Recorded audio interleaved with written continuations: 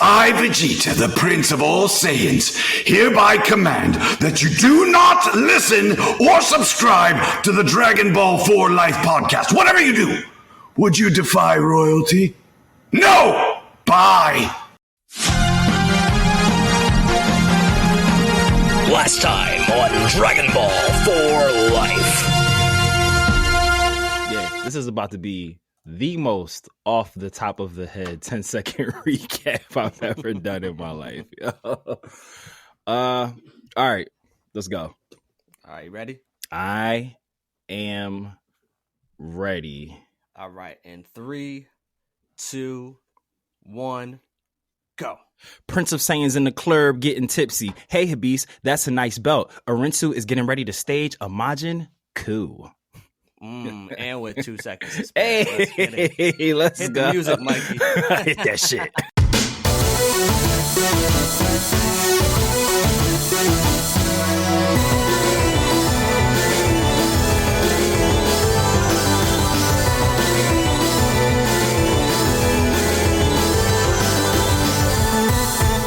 Anime, we have your attention, please, and welcome to another episode of Dragon Ball Faux Life, where you come for the content, but you stay for the culture. And for the OGs, we talking about culture like Goku eating soul food. We talking about Ichigo with our Ichi bros. We them outlaw stars giving you them outlaw bars and preaching the good word on all things nerd. As always, we are your hosts, the Fusion Dance Dons, aka the Mon Gods. I go by the name of Bro G, the Prince of all sayings, Mr. Matthew Porter, aka Matty Ice, here with my counterpart, the Ooh to my Majin Buu, my Den Day One, going from the lookout to the cookout. I'm Mr. TrollTollTrav. Talk to the people, Trav.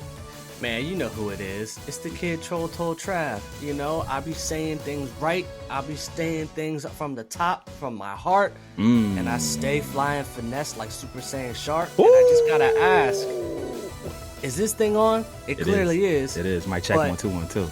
Lord Beerus knows that I've never been a cheater. Never. Because I say this with pride, and I stay with one woman like Vegeta. So, bow. Let's get to episodes 10 and 11. So double dose of Daima, not after dark, because it's the daytime for us. Yes, this is Daima before dark. So it's not 2 a days, they Daima days. Yeah, they Daima days. And so we've been getting in this habit of doing the double breakdown just with scheduling, but you know, I think it works out because today we are breaking down episodes 10 and 11, Ocean and Legend. And what we're gonna do is we're gonna talk about key takeaways that we enjoyed from each episode. Versus, you know, just doing like a scene by scene breakdown because, you know, y'all hear that. Y'all get that anywhere. Y'all get that everywhere. Y'all get that anywhere, but, you know, we here to just shoot the shit with y'all. Big facts. And so, big facts. But there were 2 things that we predicted in previous episodes that did actually come to fruition. And I'm going to ask you, Matt, do you know which 2 things that I am alluding to? Or... So I know one that I said that I'm not sure if you're what you're talking about, but I called that Vegeta was going to fight the Trident Tamagotchi because Vegeta in underwater fights that's just his bag. That's one. Like, yep. I don't know what the other one is. So the second one was my prediction where I said that Majin Coup was going to be more so a comedic fight. Yes. And he wasn't going to be the strongest Majin, and we were going to see a fun, playful fight that wasn't going to be the final big baddie. And Toriyama humor, that's exactly what happened. In episode 10, Ocean, Majin Coup. First off, I'm sure there's going to be people out there that don't like the comedic aspect of Majin Coup, but Boo was hilarious. Yeah, Boo was never really serious until Super Boo, and when he was Super Boo, he still kind of had that, you know, a little bit goofy do you like eggs? Right.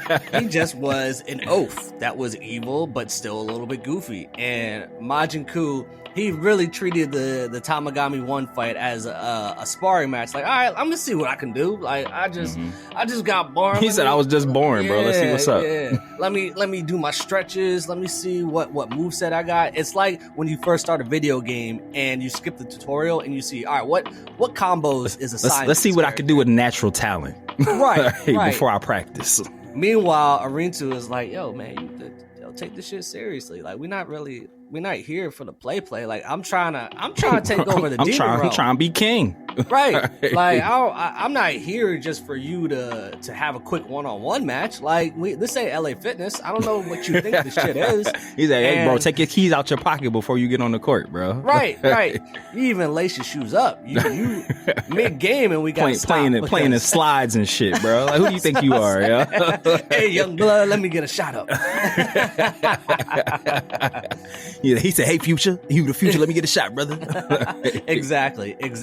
And Tamagami 1, based on what we saw from Tamagami 1 and then a little bit of Tamagami 2 in episode 11 is that we can safely assume that 2 is the second strongest and 1 is the strongest, just given the brief fight scenes that we've been seeing. And so it ain't nothing to Tamagami 1. He's just kind of like, and the best part about it was Majin Buu was like, yeah, you got it.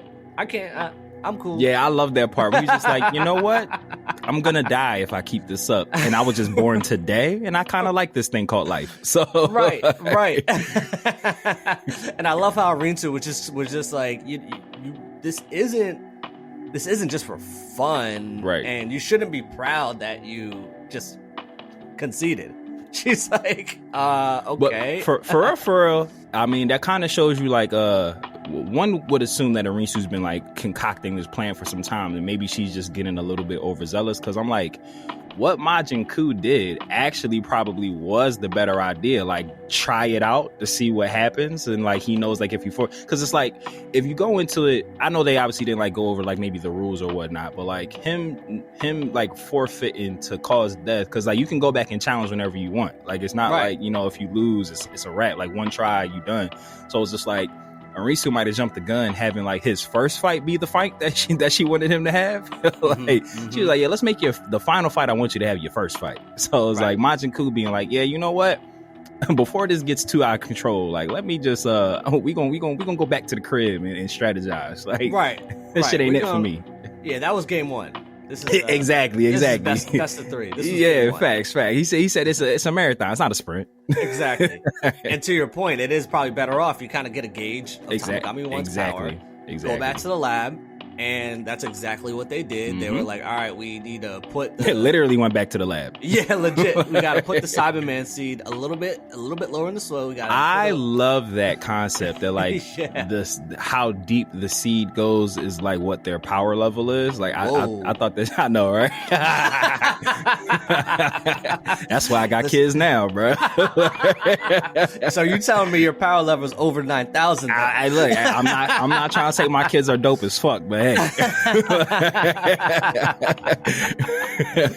Yeah, man. And but you know, so that happened, and it was Toriyama-esque, right? I mean, even though we are at episode 10 of 20, you couldn't have expected like Majin Buu to come in, wreak havoc in the way that you would think Kid Buu would wreak havoc, and it's like, oh shit, it's on. It's like, no, we gotta build a little bit more up. Even design wise, you know, we would look at Majin Buu and be like, that's not gonna be the final look. But the most important takeaway that was in episode 10 is we are now really, really starting to see the incorporation of Super, because we learned in this episode that way back in this. Also, let me just pause there real quick. I think, and this is why I'm so happy that Daima has finally brought the demon world into an official arc, if we want to say, for Dragon Ball series, because we've seen Dragon Ball Heroes explore the demon realm, we've seen Dragon Ball Xenoverse explore the demon realm, and I always thought there was dope ass concepts within there, and I always wanted to see that explored in the main series. And so in episode 10, and you got your wish.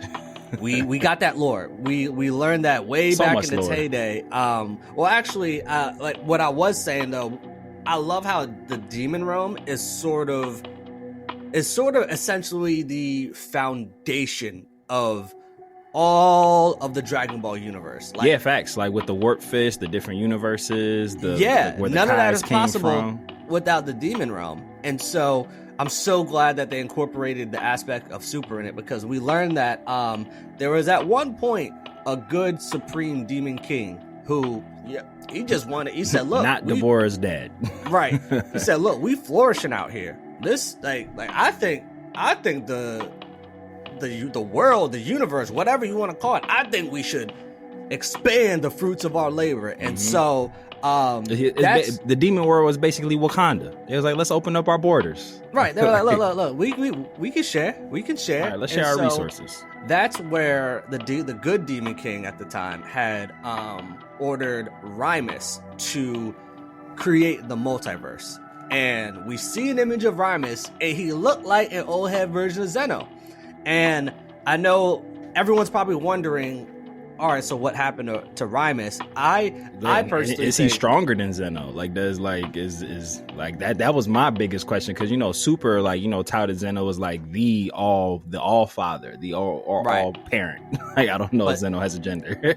So here's the thing about Rymus, that he very well could still be alive, and it's just we just haven't been mentioned in Super.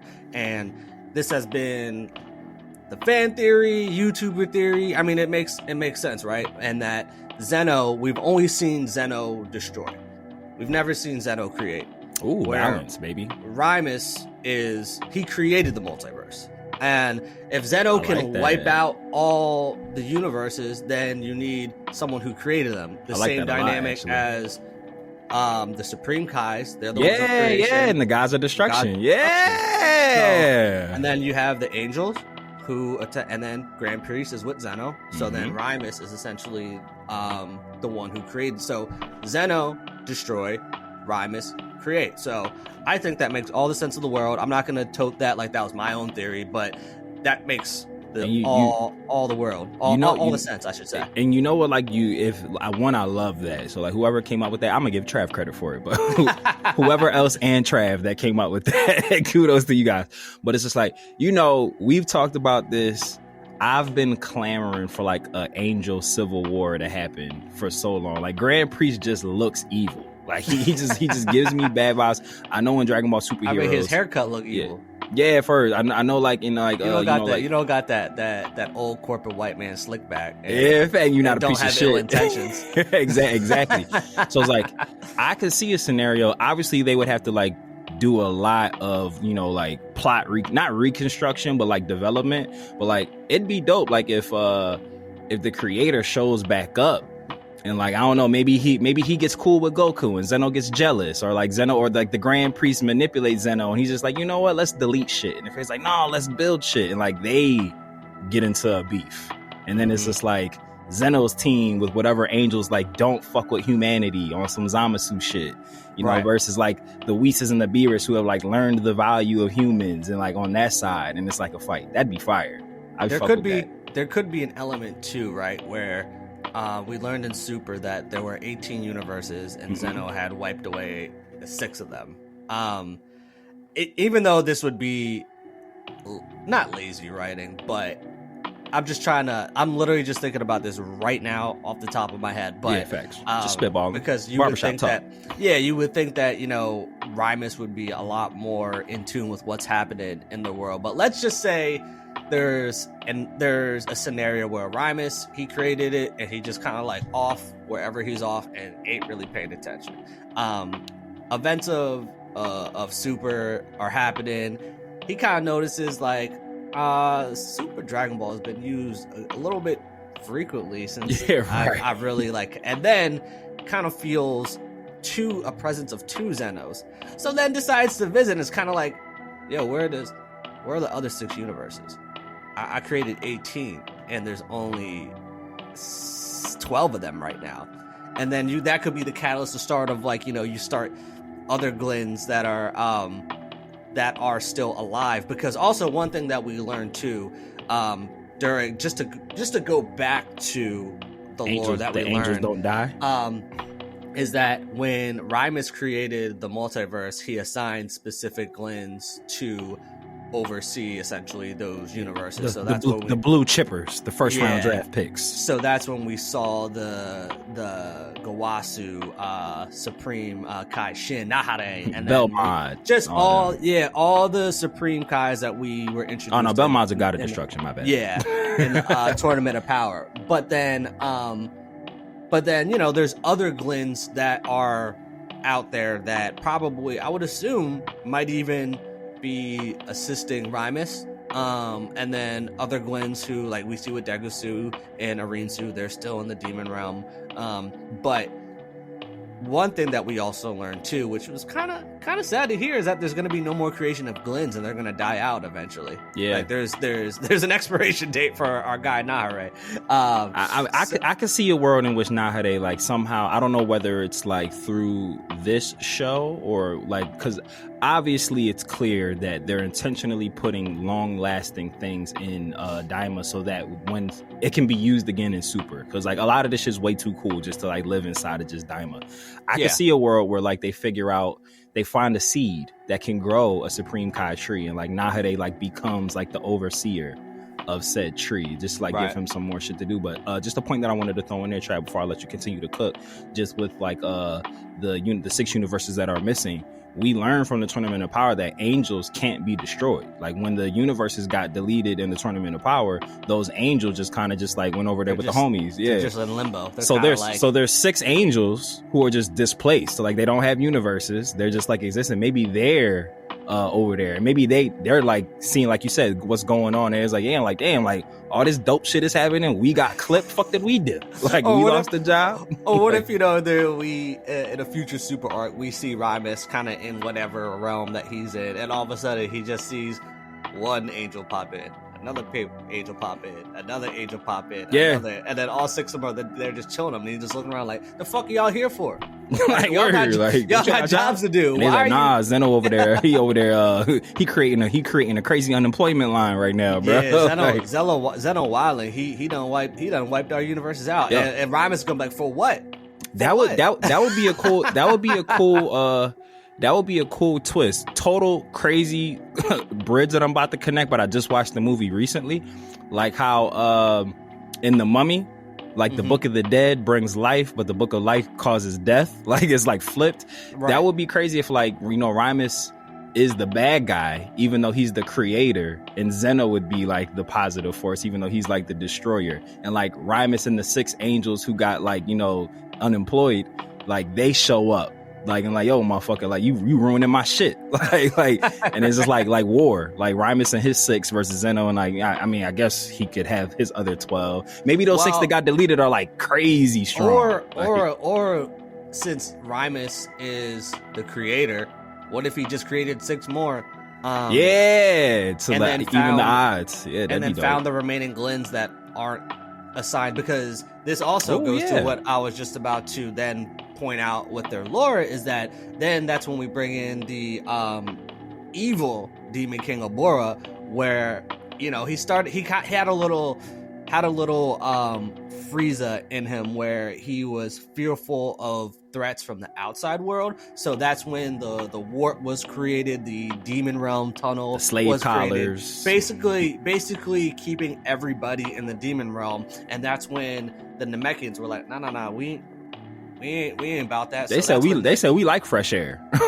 We going up there. Yeah, so that's when they escaped to the outside world. That's where the Glins, minus Arinsu and Degusu, because as far as we know, those are the only 2 Glins that decided to stay in the demon realm, and so they ventured off into the outside world. So maybe in our fan theory, if Rimus learns of what Zeno did and is like, all right, you know what, I got 6 angels right now. Y'all are the 6 universes that were originally a part of the multiverse that got wiped away. Y'all with me. I'm going to create 6 more to match their 12, and the Glins that fled to the outside world, I'm going to see where they're at. And be like, hey, look, a little temp check. Like, I'm appointing you to get busy? This unit, and then boom, now we got the multiverse of madness, the real multiverse of madness. And so that was really essentially the biggest takeaways from episode 10 called Ocean. You know, obviously we have that they finally meet up with Vegeta, Bulma, and Hybis, and let's just look. Habib's trying to spit game to Bulma. This is a Hybis, a beast, however you want to say it. This is we fuck with you, man. I love him, yo. He is hilarious. He shot his shot. He's like, Bulma. he said, so you think you should be my girlfriend? Vegeta's like, we're married. What you talking about? He said, how y'all married? You just a kid. He said, I don't think that's true. Yo, you know what would be really funny in like a Toriyama way before whoever is the biggest baddie, whether it's a Rinsu, that would be hilarious if Habis uses the third eye when he really is like, you know what, I really fuck with you, Bulma. I want you to be my wife. And Vegeta's like, all right, you talking too much, bro. We gotta fight now. We gotta throw hands. Like, I can't let you keep disrespecting me and my wife. And then this is like uses the third eye and works Vegeta. And then you just put a crazy theory in my head. So we've been saying, since we learned about the triple fusion bug, we've been saying like, all right, so you don't show us the image of 3 people fusing if you don't use that opportunity to fuse 3 people. We've seen the double fusion, Patara fusion dance. We know how to give it up. What if, crazy fan theory, what if they're making us fall in love with Habis so much? What if, whether he turns or gets tricked or gets kidnapped, what if like him having the third demon eye, what if like they can't take that off? Like what if it's stuck? Like it's on, it's like the another mummy reference, it's the Scorpion King's bracelet. Like they can't get it off of him. So what if Habis, Majin Ku, and Majin Du fuse together, and that makes Janemba? Or like Janemba, it's because like look at Habis's shape. Like this, so Janemba's original form is the big puffy same with yellow Majin Du, he kind of looked like exactly. fat So I'm Janemba. saying like, what if like Goma kidnaps Habis because they can't get the belt off of him, and they like force him to take a bug, and they fuses the 3 of them together, or something, or Rinsu kidnaps him, forces him to take the bug. It fuses Kudu and Habis, because it's like that would be an emotional gut punch, because like we love Habis so much, he's such an awesome character. That would be like, oh no, not our boy, damn. Or what if and Goku would try to appeal to the Habis nature. Like if they're fighting Janemba, Goku don't like to do the kill shots unless it's movie Goku. I could see like the end of it, like if my fan casting trying to get Janemba to be canon, like he's about to fuck shit up, and Goku like appeals to I know you're still in there. Like, you're a great guy. I know you're still in there. Well, so to kind of just keep on going with this fan theory. Give it to me, Daddy-o. What if, so you know how originally, Glorio came in, was working with King Kandan, or Kadan, and obviously Habis is King Kadan's, like, his right-hand man. Rinsu, what if she knows that Habis has the third eye? Yeah, Glorio's still her spy, so she might get that information. But like promises the king and Habis, like if he just protects his third eye, King Kadan, there's something that she promises to him, and then for Habis it's like, as long as you protect this, I will give you a girlfriend, and like some like Toriyama humor, and then is creating the 2 Majin Ku and Majin Du to then, to your point, use the fusion bug to fuse all 3 of them together to form the ultimate fusion that not only is the ultimate beast, but also has the third eye. And because of like Rinsu's promise of like a girlfriend or whatever, that he tries to take Bulma.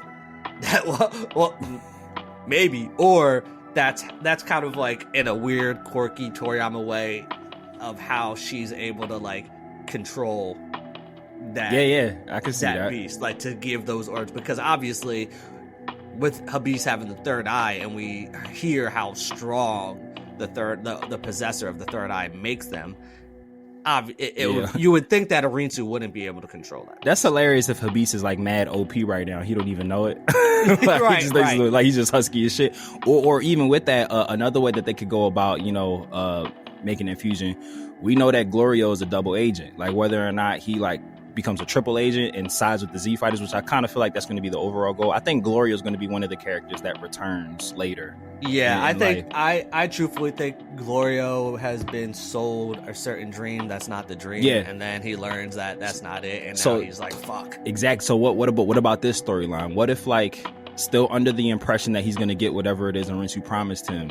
When he's reporting back, maybe like part of that report includes, or like Arinsu's just like, oh shit, that's the third demon eye. She's just like, yo, bring me that belt. Bring me that belt. So it's just like, bring me that YSL. Bring me that Louis exactly, yo. Bring me that Gucci. She said, Glorio, you know you my YN. Bring me that belt. YN Beast. YN Beast. So what if like she like makes the play? Like maybe Ku can't beat one. Maybe it gets close, but one still overpowers Ku too. Maybe she makes that play like, yo, I need that third demon eye, and like the betrayal, Glorio like kidnaps Habis. And maybe the thing that turns him to good is just like Arinsu like forces Habis to take the fusion bug because she can't get the belt off of him. And Gloria's just like, yo, like this isn't what I agreed to. You just said you wanted the belt. Like, and she's just like, well, can't get the belt off. had to call audible. And Gloria guilt. Or something like Gloria was sold the dream of, if we get the 3 Demon Realm Dragon Balls, we're gonna free all of those under King Goma's control with that or have the collars on them and everything. Because I do feel like Glorio was given some sort of righteous reason why they should befriend. Do you think Glorio's dad, grandfather, ancestor was the original good king? Because I'm still kind of on that hill that I think Glorio is the prince of one of the demon realms, and he just got like his inheritance or like his right to the throne. Obviously, I guess it wouldn't be the second one because that seems to be like Planet Namek of the demon realm. So like whether it was like he was the prince or the heir apparent to the throne pre-Deborah's father, because like age don't mean shit in Dragon Ball. So like appearance, and whether he's not like the direct descendant of that good demon king, maybe he's in the lineage. Yeah, exactly. Like his bloodline was supposed to be the heir apparent. Like maybe that was like his great grandfather, and then Abora stabbed him in the back or like usurped the throne and took out. And ever since Abora's rule, that's where we see the current demon realm, and Glorio is hoping to free his people and go back to what the good demon king had envisioned for the demon realm. So many options. Whatever it is, I think we both agree on that. Glorio's being lied to. Yeah, Glorio's being manipulated right now into. Because like when you see us, even like in the moments where they try to make him look shady, it's kind of like, yeah, he's not really saying anything crazy. He's just like, all right, we got a Dragon Ball, which that news would have got to her anyway. Like it's the first time somebody beat a Tamagotchi ever. So it's not like he's like reporting on like, all right, hey, here's his Achilles heel, strike at this time, or like, hey, they're all sleeping, should I take the ball now? He's just kind of like keeping them up to date on like their whereabouts. He's just an informant right now. Exactly. That's really what it He's is. just a rat. That's all. That's it. He just a rat looking for some cheese. Yeah, we got Tamagami's 1, 2, and 3, and then we got Glorio, Tagami 6ix9ine. So Tagami 6ix9ine, name of this episode. You know what I'm saying? I love it. He a rat. He a snitch. He a rat. So that then pivots us into episode 11, Legend, and at the end of episode 10, we see the bull Neva, and it kind of leaves you on OG Neva Johnson. OG Neva Johnson. and NBA. Say, NBA never broke again. Never broke again. YN never. Oh man. Why never? Why never? Let's It's go. like Russell Westbrook's Why Not? Why Never? Exactly. to me. To me.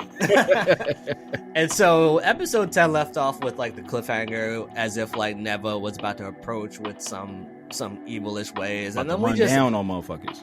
Right, we just learned that in episode 11 Legend that Neva is just an old senile Namekian that we got that prediction right from episode 2. We was just like, we don't think Neva's really off his rocker. It's a front. Like he's on some drunken master. Yeah, shit. he tried to just pull like, up. bro. He said, all we do is drink water. How you bullshit. drunk? How are you drunk? Yeah, right. like unless you created alcohol here, like come on, dog, come on. And then he said, hey, bro, my cup is runneth over. Share. right. But you know what was annoying about this exchange was how they made Piccolo seem so stupid.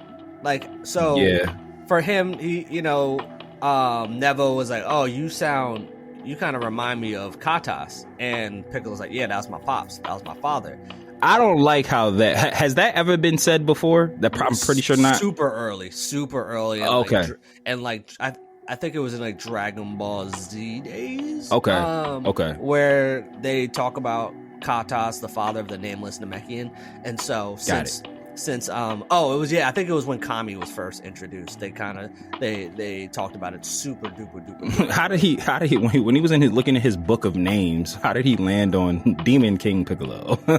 Right. Well, then that was another thing that was also annoying when Neva was like, oh, Piccolo, that's an odd name. When Piccolo was, I forget the Namekian lore behind it, but Piccolo means something that wouldn't make it a weird name for a Namekian. So I mean, his cousins and or siblings were tambourine and drums, so it's just instruments. Right. But then what was the most annoying part, because Piccolo has spoken Namekian on planet Earth before, when he said, yeah, I forget I've been on Earth too long. Huh? I wasn't too upset with that. Come on, he got Kami a part of him. No, I was about to say, yeah, like as a Piccolo sentence, I wasn't upset with that because he was born on Earth. He don't really be up there with Dende like that. But yeah, but he was speaking Namekian before he merged with Kami. Exactly, and outside of Kami, who spent most of his life on Earth as well, you got Nail in you as well, who's like a tried and true Namekian.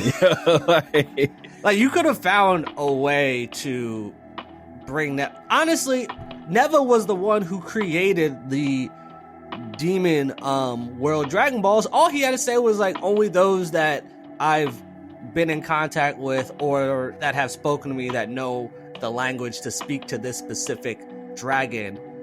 Well, you guys don't know that. Or a super easy thing that they could have did. They could have been like, oh yeah, no, the Namekian that y'all spoke is like a bastardized version. Like y'all have been away from the demon world for so long. Like that shit that you speak to Purunga, that's not true Namek. Like, so it won't work here. Like you need to speak the old Valerian. Like the language of the old kings. It's like, you know how they say Latin's a dead language? Yeah, exactly. That Namekian y'all speaking, that shit dead. Yeah, bro. Like that's American. Right, that ain't even English. That's American. They'll teach you in school, but you're not gonna speak it anywhere in your life. Like that would have been easy. Like it could have literally been like, oh yeah, you need someone who speaks Namekian to get the Dragon Balls, and they could have been like, oh, Piccolo got us, and then he'd be like, ah, yeah, nah, that shit he speaks, nah, that ain't it, bro. Real quick, just a totally side tangent. Why the hell was Latin an offered course in high school? I had that shit in 5th grade.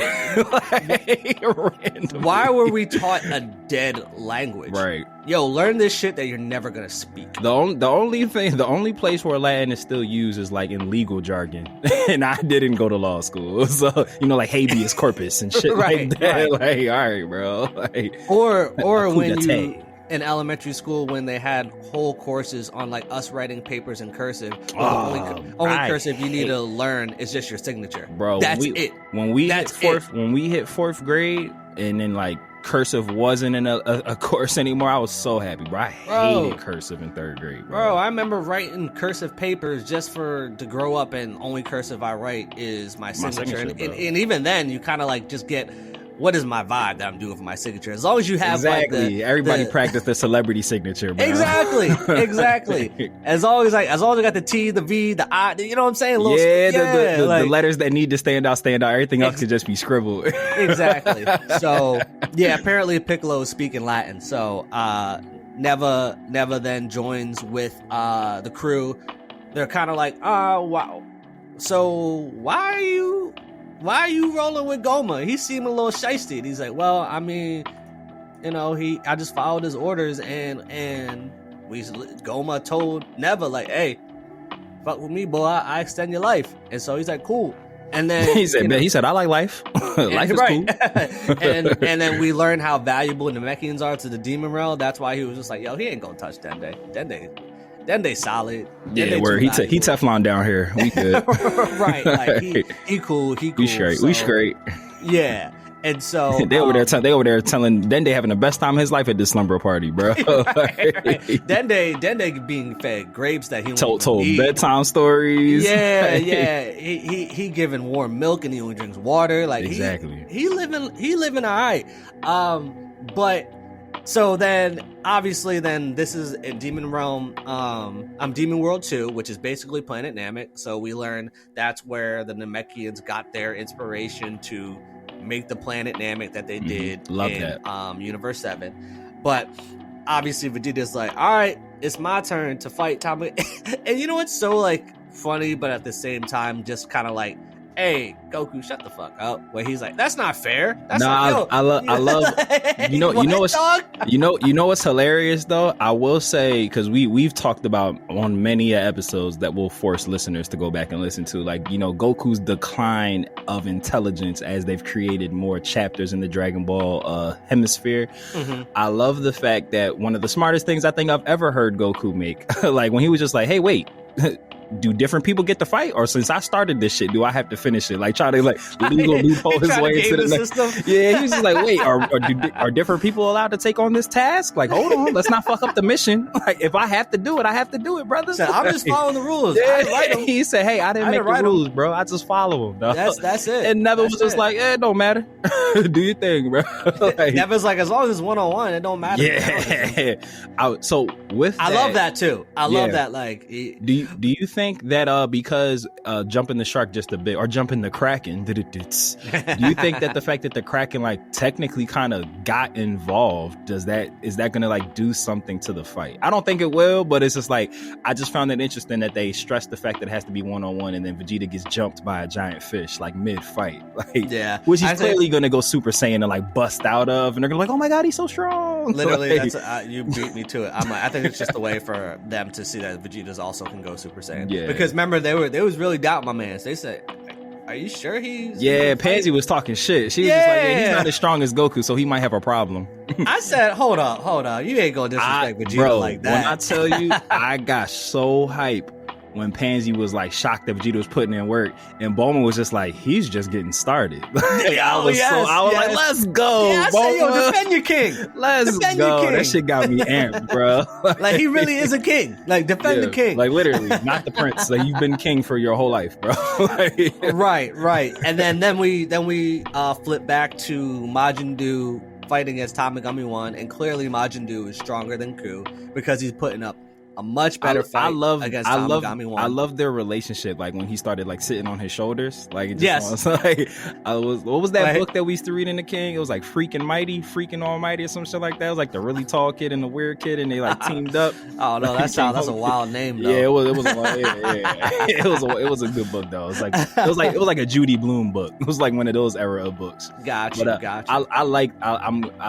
I hope they get to stick around. Like, cause it seems that like they're just following orders. They don't seem like bad guys. No, like, they really don't. They really are just. Especially Ku. Ku just here. He said. Oh, you want chocolate, little bro? He said, I want to the store. I'll be right back. Supportive of his bro. I love how he had to get money from Arinsu. He's like, yo, can I get some change? Can I go to the store real quick? Yeah, I think what ends up happening with those two at the end of the series that they'll stay. in the demon realm. Yeah, They'll probably serve as roll like out. bodyguards for like Aritsu or, like some, or protectors of the somebody. Dragon Balls or something. Yeah, Maybe? somebody. That'd be Or cool. like what if they like become friends with the Tamagamis and like support them and something like that? I could see in like a random Toriyama type humor, like Habis becomes like the king of the demon world, like all of it, Yeah, like right. because he got the belt, like he becomes High King. Those become like his two lieutenants and shit, like Right. something like that. I can see that. Like, yeah, that'd be And- fire. But other like the names will grow on me, but like my initial reaction, like Ku took me a week to get used to. Do probably will do the same as well. It matches them, like it matches their personality. Right. It's like I'm not Toriyama humor. It's I'm not the humor. biggest fan of it just because like they're created like Majin Buu. They have to have similar sounding names, or I feel like they could have picked way better letters than Ku and Do. Like got 26 letters to pick from. Well, 25 because you can't use the B again. Like you could have picked a different one. Yeah.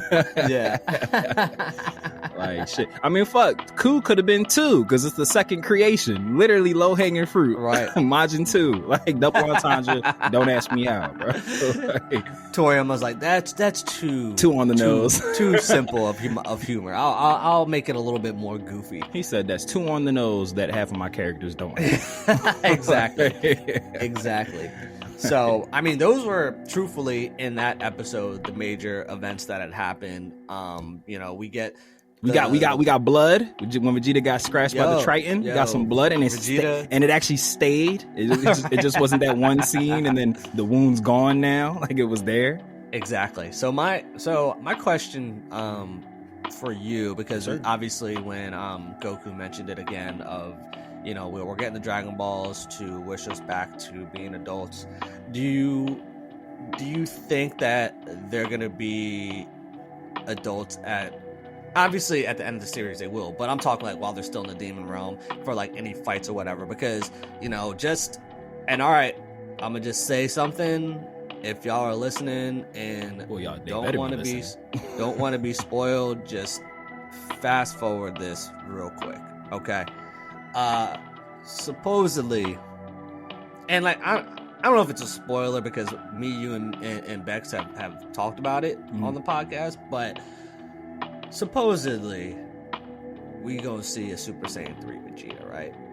And make it make sense. Like then why wouldn't he? I mean, that could work because he's talked shit about it. He's like, yeah, that form's useless. Like, so I could see him. But I want to see it as adult. As an adult, because we obviously don't see it in Super again because he realizes that he's just going to hone his base form so that Super Saiyan and Super Saiyan 2 are a lot stronger, which makes sense because Super Saiyan 2 is kind of like the ideal Super Saiyan state, which is like his kind of go-to form. Like Super Saiyan 2 is like other than Blue, that's like his go-to. So form. I don't want the only time we see Super Saiyan 3 Vegeta is Chibi. I want to see the adult version of that. And so and don't get me wrong, this is not me complaining of this is GT 2.0. I think they're doing a great job. Yeah, I think they're doing a fantastic job of the kid versions of the characters, because I really do. It's been a very fun series. Like I know that 100%. We're waiting on Super, which I think we just covered the major takeaways of these 2 episodes, so we can get into the Super news that we heard. But I'm having fun. I'm having a lot of fun. And this is not just simply of, it's new Dragon Ball content, so I'm always going to be appreciative. No, like this has been a fun series. Like we're getting lore, we're getting fun. Like it literally, we've been saying is like a Japanese RPG. And so, it's been great. I really do hope that once they do, I do hope that they can fight as adults. Like what if obviously Aritsu is the mastermind behind this, right? And it's getting to the point where now the demon realm is really starting to be in dire danger. What if Goma's kind of like, yo, I know this was my idea and my fault, y'all. Like, all right, yo, here, just y'all I need y'all to be adults again. because I can't like that. This can't happen. So long-winded story short. I hope at some point, while they're still in the demon realm, for a fight, that they fight as adults. I could actually see what you just said being how they get to that. Like if we still are rolling behind like the eventual Glorio heel turn because he's being lied to, I could see like if they go the route of like forcing Habis to take the bug, the fuse to make Janemba, or like just when Glorio starts to see what Arinsu's true plan is, I could see him like stealing the 3 Dragon Balls. Like assuming that they get collected and she gets them and it's like about to like execute her master plan.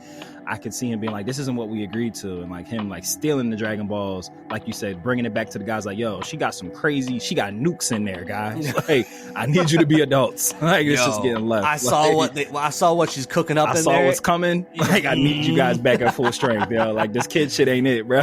Like y'all strong as kids, but I don't know. Yeah. I don't know if y'all can take on what she's about to unleash. So yeah, I could see that. We need that. But to answer your initial question, I wouldn't be surprised if Super Saiyan 3 Vegeta is only in chibi form for 2 reasons. Because we know like his deep hatred of that form later in life. Because he's saying like it's an energy suck. Like there's no point in it. It's a wasteless form. So I could see him like getting it as a kid, trying it out. Yeah, that's cool and all. I don't like it. this ain't for my style. And also, weirdly, and this might just be a me thing, I feel like tonally, the form of Super Saiyan 3, like as we've seen it in Goku, like is meant to be more like intimidating. I don't know if like a grown-up Super Saiyan 3 Vegeta like looks as menacing in Daima. Like because Daima, like even though it's clearly like meant for us, but like there is like aspects of, like you said, making it like a fun RPG, like kid adjacent show. So I don't know if like the Super Saiyan 3 Vegeta would be I don't know if Super Saiyan 3 Vegeta as an adult would be given the same justice that Super Saiyan 3 adult Goku got in Dragon Ball Z. Because like that animation style made that shit seem godly. Like I feel like that long hair might look extremely cartoonish in this animation style. Like isn't supposedly, and once again, spoilers. Right. Supposedly it's supposed to mirror the original look of Super Saiyan 3, where it still had like the hair pushed back, but it wasn't nearly as long. Oh, okay. It was actually. Yeah, I'm about to say, if we got the shit, I got you right now. I will pull up what the original Super Saiyan 3 form looked like. Yeah, absolutely. I'm trying to think of points that we might have. Oh, you know what? I can talk about the actual like the fight. Like again, we talked about this on our last episode. I love how this show is just like really separating the fighting styles of Goku and Vegeta. Like it's a completely different experience, not just like insert Saiyan fighter here. Like Vegeta's style is completely very, very kick heavy, very, very energy blast, key blast reliant. And I like, I'm just loving like the night and day like contrast to like how Goku fought 3 versus how he's fighting 2. I also am liking, I don't think I've ever like seen this in Dragon Ball Z, like See my screen? Yeah, that's just kind of fire. On the left hand side, so it was. I wouldn't be mad at that. Yeah, so I like I said, spoilers, but supposedly, like if he gets that's like what Vegeta's like Super Saiyan 3 is gonna look like. That kind of looks like what his that kind of looks like what his Super Vegeta hair looked like, just without eyebrows. Like I'd kind of like lean back a little bit. Yeah, I fuck with that. I wouldn't be mad at that at all. But I just feel like the animation style of this show like wouldn't give us that like, oh my god, this is amazing for like an adult version. Right. And we did get like the goofy Super Saiyan 3 with Gotenks, so we might might mirror that. Exactly. But what I was just gonna say, just in terms of the fight, like there was a couple scenes where like the Tamagotchi Vegeta's actually done it twice now in 2 different fights, where it's like he's not blocking attacks, he's like literally like Bruce Leeing them, like swatting them to the side, and I just think that's like just the coolest looking shit, yo. Like it's just something so small, but it's like I don't ever really remember. Usually like they dodge or just block straight. You know, we see the Goku cross arm block all the time, like when he blocking shit. But Vegeta's like literally like when he was coming at him with the trident, he was like catching it and like pushing it to the side, so it wasn't like hitting him in the face. And I just thought that shit was the coolest shit. Another thing that I don't know if you've ever seen, and either you or any of the lifers can correct me. I know when Goku and Vegeta were fighting in the Buu saga, that was happening along the same time that like Gohan and Nahare were like crashing Babidi's castle. I don't remember a time where we've ever seen two fights happening simultaneously, because it kept jumping back and forth between Vegeta and 2 and then Ku and 1. I can't remember that ever happening before, where we're having like two separate fights happening simultaneously and we're like bouncing back and forth between the two. They often have fights and they'll like include other story beats, like what the other characters are doing all the time, i.e. again Goku versus Vegeta, Gohan and Nahare doing their thing. But I just thought that was really cool that we got two fights simultaneously happening at the same time. We just kept cutting back and forth. I thought that was really dope. Yeah, no, that was good. But I think this is a good place for us to, all right, 7-star review. 7 Dragon Balls, I should say. You already got your number? We can do it for both episodes. So I would say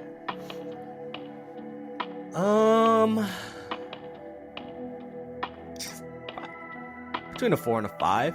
Yeah, I was literally gonna say 4.5 for episode 10, like quite literally. Yeah, I think a lot of it really has to do with the Super tie-in. Yeah, the lore. Because I'm gonna keep saying this as we continue to cover this series, is that I've really been enjoying the lore that we've been getting from Daima.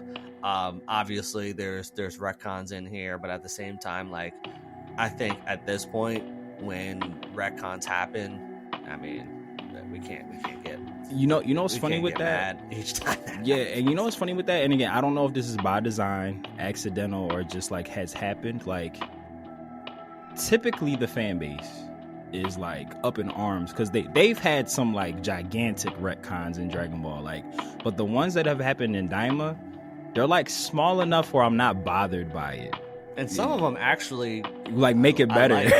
Like, yeah. So it's just like, yeah, there's been like the 2-3 retcons that have happened that have been like of note.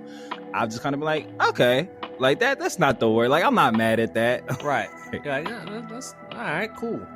It's not like, like forgetting about whole characters, i.e. Tien and Launch, like shit like that, like, things of that, like things of that nature. But yeah, it's like you said, like a lot of the retcons, like if it's improving on the story, is it a retcon?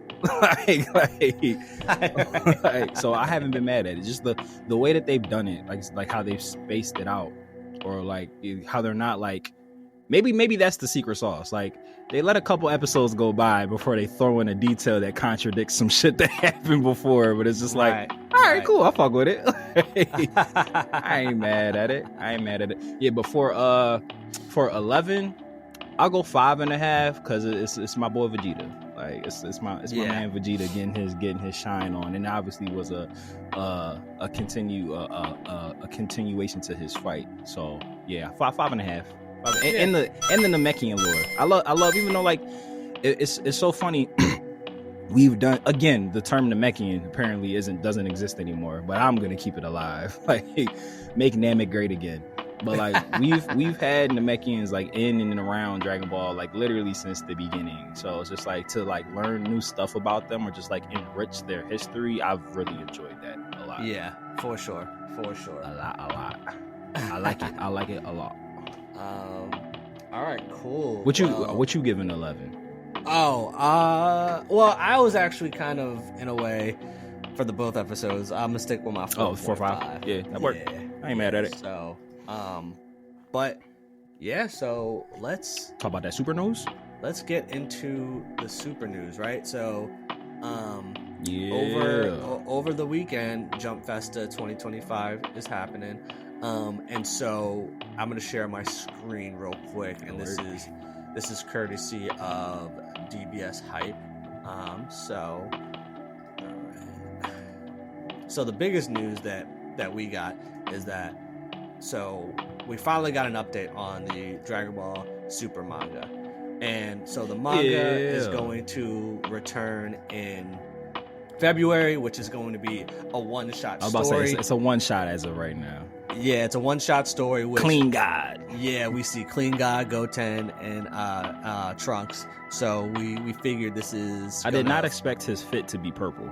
I know, right? Pleasant surprise. And John is kind of fly too. Yeah, I kind of fuck with it. Right? And so,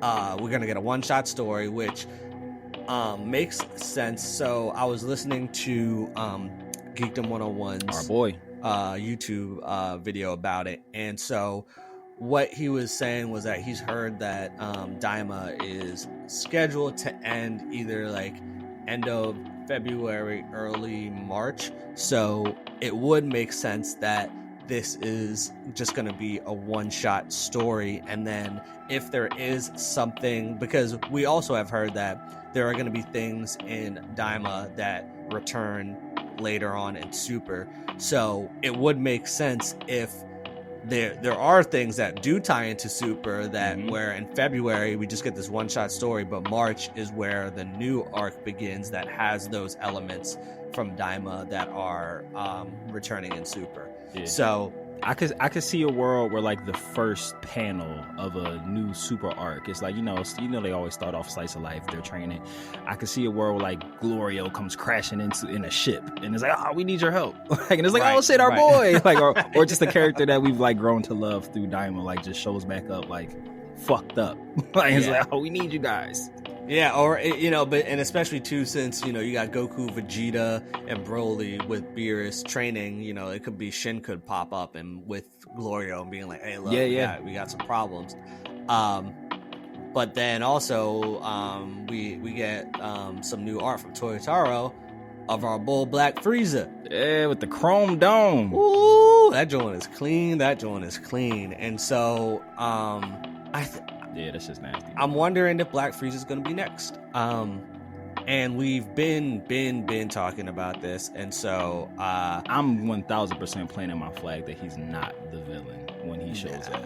Nah, and I think we've talked about. I fuck with doing cool. I get why people are like, oh, the designs are lazy. I like them. Yeah, I like doing cool. And you know what it is? I like that there's two of them now. Like them together is a vibe. Like separately is like. I know. Like keep doing cool in the series. Like even if they do just pop in for comedic relief. Like I'm cool with that. 1000%. I'm cool with that. 1000%. So, but I would love them to meet Boo because they're kind of like his little brothers. Kind of. I mean, they are his little brothers. They're made by the same witch. Well, what would be really funny is a Do and Boo interaction fighting over food. And Koo's trying to moderate. Guys, I got family. 2 chocolate bars. We're family. Let's share. You know what? I'm pushing for that now. I need a Koo, Do, and Boo offshoot one shot. Yes, with the 3 brothers. Yeah, I love that. But whenever Black Frieza does happen, I hope it's post Z because like just think about like all the shit that happened in this so-called 10-year time skip for you know what I'm saying, where like all of a sudden, like if you had such high stakes of Black Frieza that they all survived and Goku's like, oh, let me train you, it's kind of like, all right, Goku's OP at that point. He's training, like, so I just hope that Goku, it would make sense that it happens post Z because that would give Goku another reason why he wants to train Oob, because it's kind of like we need all hands on deck. Yeah, we need fighters. And we learned about you when I said that I wish that there could be a good reincarnation of you, and then in the moral arc we learned that you got God Ki in you because you provided it to help with that final attack against Moro, and so that would make another reason why, outside of Goku just loving to fight, loving to train and stuff like that, because throughout the series, outside of Gohan, he's not really known to train people. So when Z ended and he just randomly wanted to train Oob, it was kind of like a little bit out of left field for some people, where you're just kind of like, I know Goku isn't around his family a lot for him to just take a new son and fly off. Yo, just this random, this random person. When your whole granddaughter's right there who's trying to fight. Yeah, exactly. So for Black Frieza to be post Z, it would make a lot more sense because he has God Ki in him. They need his support, and obviously Pan wouldn't really be much help in that situation. Right. So that would make more sense of tying it all in versus, like you said, like, why wouldn't you just train Pan, who Pan adores Goku? Exactly. She loves it. So it definitely, and I feel like if they didn't crack the code, then I hope they would steal this idea, because that doesn't make sense with having Piccolo be her trainer and superhero. If that's already in place, then that would be a good reason for like Goku not to like want to step on Piccolo's toes. Like, all right, you train my son, you're training his kid, that circle's complete. Like you said, like, we need the God key. I know he got it because he helped us with Maro, so let me just do this. Pan's cool, she's being taken care of by Piccolo. right. Let me do this thing. But real quick, I don't know if Piccolo got his orange form, yeah. Exactly. So, I don't know if we mentioned with the one shot, but they did say it does take place after superhero, and it is going to focus on Goten and Trunks, which I'm happy about. I fucking hate that they turned his hair blue. It really bothers the shit out of me, bro. And I got a feeling that it's just going to be some goofy, funny one shot with like them as Saiyaman 1 and 2 or whatever their new Saiyaman names, and then linking up with Klingod and doing some sort of it's gonna be a slice of life pager, like for sure. Just to kind of like ease us back into the swing of things. Like me, like my disdain for future Trunks' hair being blue was that it was an isolated event. Like, it's whatever, he's a different Trunks, like old age, stress, whatever. Like, it's just turning blue. But then it's like, so I was just like, I accepted it because it's like, all right, cool, y'all needed that as a way to differentiate the two characters, even though one's a fucking child and one's an adult. We're not gonna get them confused if they have the same hair color. Right. But then to like change Universe 7 Trunks' hair now blue, it bugs the shit out of me. I don't like it, because if you're doing it like, oh, they're the same person, so if one's hair changed blue, eventually the others would change blue. Future Trunks had purple hair at this age. Like, when he was a teenager, his hair was purple. Like, and y'all be showing flashbacks of him with purple hair. Exactly. Stop spitting in my face and telling me it's raining. But outside of that, that's my one gripe. But I love Goten and Trunks. We've been clamoring for them to get more shit to do, and it seems like they're giving them actually more shit to do. Yeah. So, and like we said, we need just more involvement of Earth fighters. Yeah, Goku and Vegeta need to be phased out. Universal threats alone. Like, God tier threats alone. Because now you got Orange Piccolo, Beast Gohan. One would assume that they're going to rebuild Gamma 1. So you got Gamma 1 and 2 that can put in work. Well, at least I hope they do, because I really fuck with Gamma 1 and 2. I like them a lot. And Hito's around. Like, he's part of Capsule Corp now, so why wouldn't you rebuild him? And the Ghost of Android 16, once they rebuild Gamma 1, they like, damn, bitch, for real? Like, you couldn't bring me back? Like, I helped Gohan unlock Super Saiyan 2. I saved the world by extension. Like, I can't get rebuilt?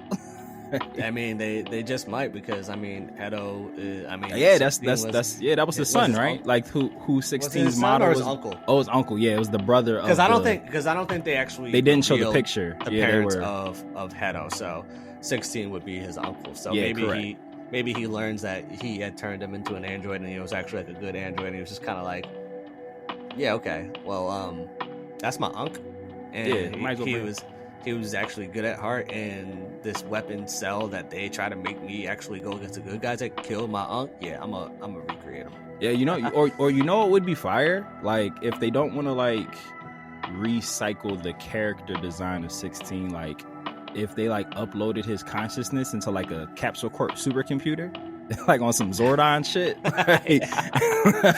Right. That'd be fire for me. And he's just like kind of like a reoccurring like supercomputer character that helps out with shit. I wouldn't be mad at that at all. I would be here for that. Close us out, Mr. Porter, as you always do. You already know though. Do you have any final words of wisdom for the masses before we get out this bad boy? Man, I totally forgot this episode. Sorry, lifers. too busy A-Mike in this one. You know, we could pay the bills with this wide word from Trav break. January 4th. Yes. If you are in or around the tri-state area, and or if you have the funds to buy you a plane ticket on Skip Lags because they're cheaper, we'll take those promotional dollars, baby. Please, January 4th from 10 p.m. to 2 a.m. It is the first Saturday of 2025. You know, some people like to say, exactly, some people like to say how you start the year is how you gonna finish it. So why not enjoy some nerd excellence than to join myself, myself and Incognito, Travito, and the rest of the DB4L family, and special guest host, Philadelphia's own Stormy P, and for the cosplay event of the century, of the season. The vibes will be over 9,000 at Milk Boy, the Chestnut Street address, not the South Street address, the Chestnut Street address. And we'll obviously have the link in the bio for all that. But tickets are on sale now. They have sold out 2 years in a row. Last April, we was competing against WrestleMania, and we still sold out. Humble stunt. Wow. Yeah, and the social engagement for this party has gone off. It's definitely going to sell out again, so get your tickets now. Link in the bio below. January 4th at Milk Boy on Chestnut Street, Cospalooza Part 3. Come for the costumes and stay for the culture. Hey. I mean, you know what I'm saying? But lifers, we call you guys the lifers because you quite literally put the L into DB4L, and we know that we can't grow this spirit bomb without you. So lend us your energy by way of likes, subscribes, follows on YouTube and all the social medias with all that Jupiter Jazz parts 1 and 2. And the easiest way to do that is by clicking the all-powerful link tree of might in the episode description below. But like we always say here in the Kame house that Toriyama built, whether you watch it or you read it, we all need it. So open up your nerd eye, and we will see you next time on Dragon Ball Faux Life. Dodon Ray.